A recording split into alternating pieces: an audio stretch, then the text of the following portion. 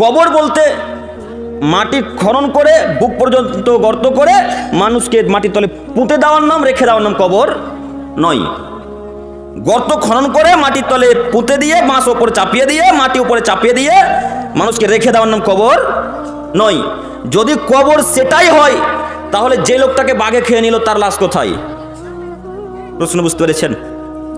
যদি কবর জানালার পিছনে, গাছের নিচে বা নির্দিষ্ট কোনো গোরস্থানে পুঁতে দেওয়ার নামই কবর হয়, তাহলে যে লোকটাকে ভাল্লুকে খেয়ে নিল তার কবর কোথায়?